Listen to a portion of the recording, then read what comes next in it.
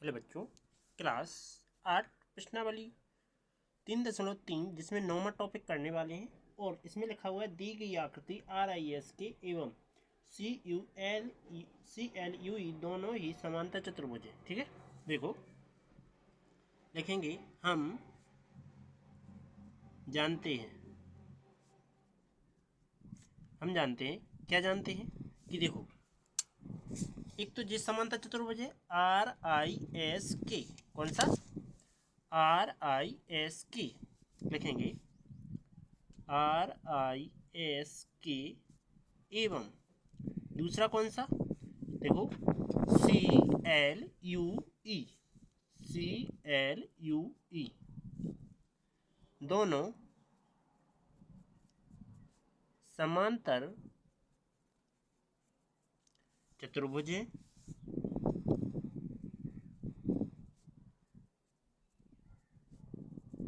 Okay, दोनों समांतर चतुर्भुज हैं जिसमें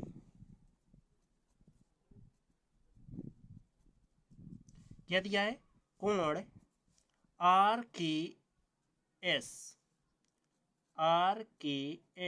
जो कि कितना है 120 है। ठीक है, इसके पश्चात अगला कौन है, फिर तुम्हें देखो x का मान ज्ञात करना है। ठीक है, तो इसको हम O मान सकते हैं यहाँ। तो कोण EOS जो कि बराबर x, जो कि तुम्हें क्या करना है, ज्ञात करना है। इसके पश्चात फिर देखा जाए कि CLU जो कि 70 है, कोण CLU जो कि कितना है 70 है। ओके, तब हम जानते हैं कि दोनों चतुर्भुजों के एकांतर कोण या सम्मुख कोण लिख लेते हैं। ठीक है, दोनों चतुर्भुज कौन सा RIS के एवं CLUE में सम्मुख कोण, तो कौन कौन से हो जाएंगे, देखो सम्मुख कोण बनेगा अपना पहला कि जो 120 है ये किसके बराबर आएगा, यहाँ के बराबर। ठीक है, तो RIS के, ठीक है, जो कोण RKS है वो किसके बराबर आ जाएगा, कोण RIS की। ठीक है, जिसमें तुम्हें जो दिया गया है कितना 120, तो कौन सा कोण आ जाएगा RIS आ गया, मतलब यहाँ कितना आ जाएगा 120 आ जाएगा। इसके बाद CLU चतुर्भुज में, तो देखो यहाँ L पर बन रहा है तो यहाँ क्या जाएगा E पर बनेगा चतुर्भुज, जो सम्मुख कोण बनेगा वो यहाँ आएगा। तो CLU कोण कौन सा CLU जो कि किसके बराबर है, कोण CEU के। ठीक है, देखो CEU के, ठीक है, तो ये कितना है 70 है। ठीक है, कौन है, कोण CEU जो कि कितना है 70 है। ठीक है, हम जानते हैं कि यहाँ दोनों क्या है, असन्न कोण है, K और S क्या है, असन्न कोण। तो हम लिखेंगे RIS के में असन्न कोण जो कि कितना हो जाएगा 180 के बराबर आएगा। ठीक है, इसलिए हम इसमें क्या करेंगे कि देखो कोण K धन कोण S बराबर क्या कर देते हैं 180 कर देते हैं। कोण K कितना है 120 है, धन कोण S पता नहीं है। ठीक है, जो कि कितना हो जाएगा 180, 120 का पक्षांतर कर देते हैं तो कोण S बराबर 180 माइनस 120। ओके, इसके पश्चात हम दोनों को घटा देते हैं तो कोण S बराबर कितना आ जाएगा 60। ओके, इसके बाद देखो यहाँ का मान पता चल गया जो कि कितना था 70 था, यहाँ कितना आया 60 आया। अब देखो जी क्या बन रहा है, त्रिभुज बन रहा है, तो त्रिभुज OES में कोणों का योग लगा देते हैं। ठीक है, लिखेंगे त्रिभुज OES में कोणों का योग। तो त्रिभुज के तीनों कोणों का योग कितना होता है? 180 अंश होता है। तो हम लिखेंगे कोण ओ धन कोण ई धन कोण एस, जो कि कितना आएगा? 180 आएगा। तो देखो कोण ई 70 है, कोण एस 60 है। ठीक है, कोण ई कितना है? 70 है, और कोण एस कितना है? 60 है, जिसमें और कोण ओ कितना? एक्स ज्ञात करना है। ठीक है, तो क्या लिखेंगे? कोण ओ कितना है? एक्स है, धन कोण ई कितना है? 70 है, धन कोण एस जो कि 60 है। जो बीच में शब्द लिखा रहता है वो कहलाता है जिसका कोण। ठीक है, जो कि 180 हो जाते हैं। तो ये दोनों जोड़ेंगे तो 130 आएंगे। तो x धन 130 बराबर 180। इसका पक्षांतर कर दो तो x बराबर 180 माइनस 130। तो x का फाइनल आंसर कितना आएगा? दिया जाएगा 50। यही तुम्हारा आंसर। ओके बच्चों, चलो चलते हैं नेक्स्ट टॉपिक पर। अगला क्वेश्चन 10वां लिख चुके हैं, जो कि क्या लिखा है कि बताइए कैसे यह आकृति एक समलंब है, इसकी कौन सी दो भुजाएं समांतर हैं। ठीक है, तो ये बताना है। तो लिखेंगे दिया है, दिया क्या है? ये दो कोण दिए गए हैं। ठीक, तो कोण एल और कोण एम दिया गया। तो इसको लिखेंगे कैसे? देखो कोण के एल एम, कोण के एल एम जो कि कितना है? 80 है। फिर एल एम एन या N N N M L ऐसा लिख सकते हैं। ठीक है, कोण एन एम एल जो कि कितना है? 100 है। ओके, इसके पश्चात फिर तुमसे कहा जाए कि इसमें और क्या दिया गया है। तो हम कहेंगे कि इसमें और तो हमें कुछ दिख नहीं रहा है, लेकिन हम जानते हैं इन दोनों को जोड़ने पर क्या बनेगा? आसन्न कोण बन जाएगा। तो हम लिखेंगे अतः चतुर्भुज के एल एम एन में आसन्न कोण में आसन्न कोण जो कि कितना होता है? 180 होता है। ठीक है, तो देखो कि कोण एन धन के कह दो या एल धन एम कह दो, मतलब कोण एल धन कोण एम करेंगे तो भी 180 ही आना है। ठीक है, क्यों?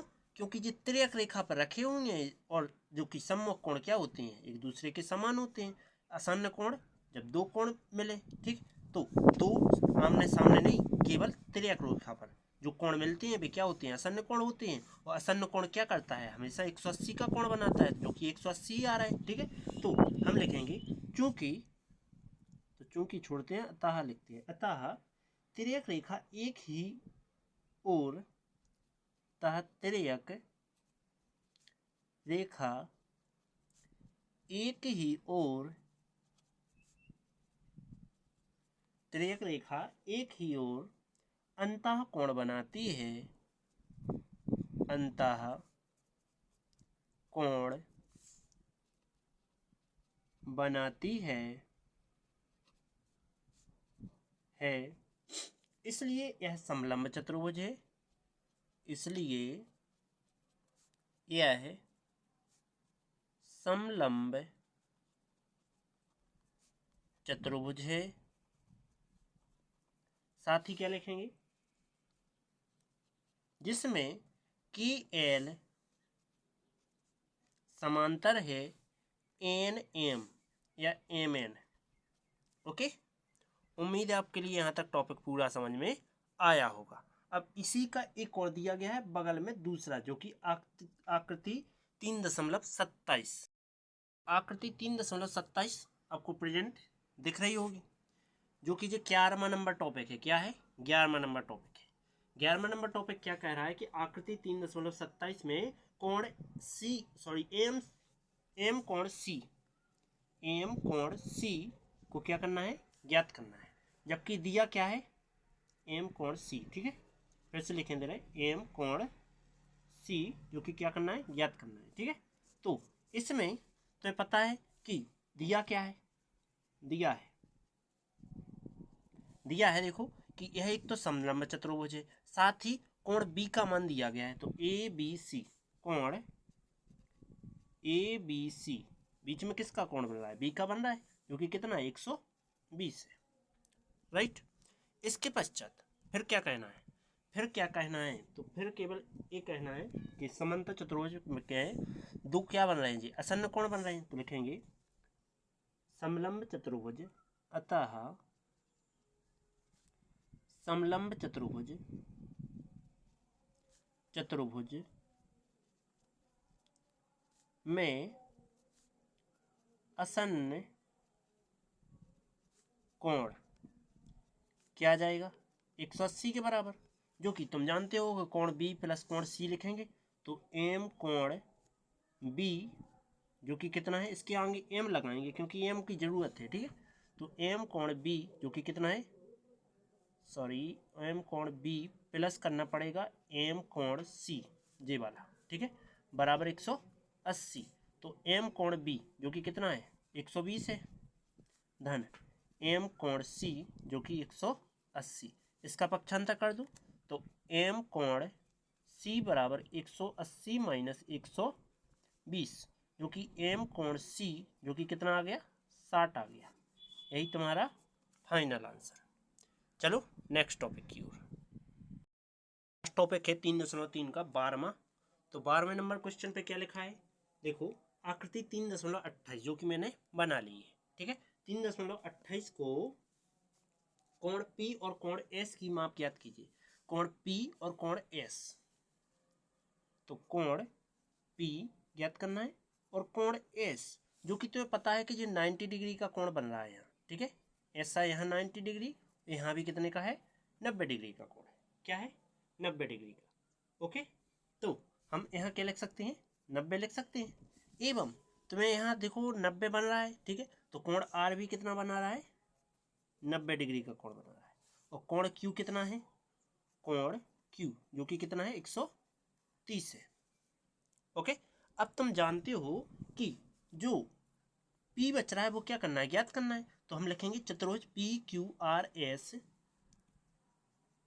चतुर्भुज PQRS में कोणों का